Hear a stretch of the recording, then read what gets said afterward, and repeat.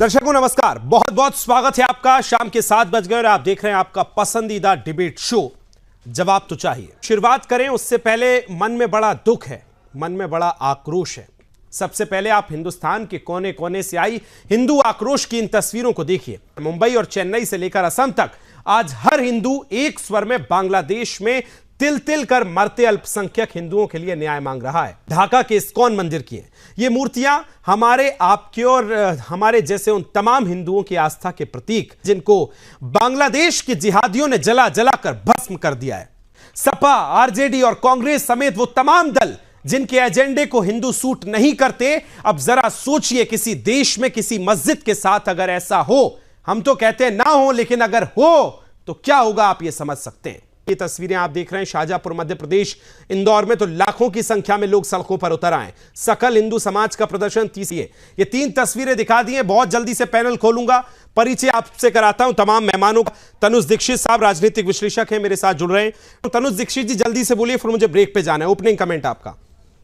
मोहम्मद यूनुस की सरकार पूर्ण रूप से असफल सरकार है, इसमें कोई शक नहीं है। और बांग्लादेश में जो तख्ता पलट है वो ये बताता है कि अब सरकार के हाथ में राख रह गई है और कुछ भी नहीं है।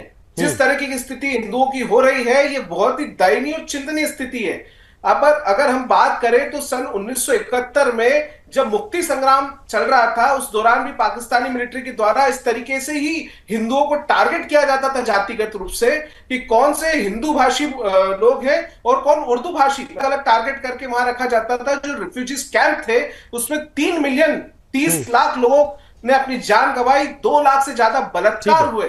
उन कैंप्स का नाम जो इमाम थे बांग्लादेश के, और आपको ये चीज जो वहां के विद्वान रहे हैं बिना बिल्कुल पूरा इतिहास रहा है, लंबा इतिहास लगातार जारी है बांग्लादेश पर। फाइनल कमेंट ले रहा हूं बहुत जल्दी से तनुज दीक्षित साहब, कैसे होगा? क्या इसीलिए योगी आदित्यनाथ कहते हैं कि बांग्लादेश में और संभल में जो हो रहा है उनका डीएनए एक है?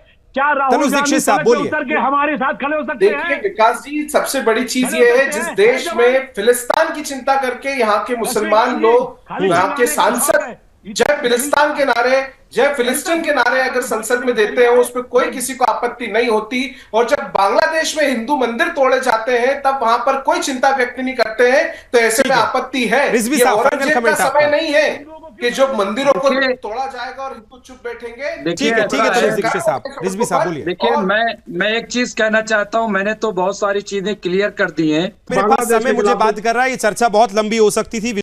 तनुज दीक्षित साहब, सभी का बहुत बहुत धन्यवाद मेरे साथ चर्चा में जुड़ने के लिए। सवाल आखिर यही है कि जो पिछले कई दिनों से बांग्लादेश में हो रहा है, उसके खिलाफ भारत के वो तथाकथित इंटेलेक्चुअल आज क्यों चुप हैं, जो फिलिस्तीन पर, गाजा पर बात उठाते हैं, जो संभल जाने को तैयार हैं, लेकिन बांग्लादेश में हिंदुओं के खिलाफ आवाज नहीं उठा सकते हैं। जवाब तो चाहिए में फिलहाल इतना ही, दीजिए अनुमति। बहुत बहुत नमस्कार।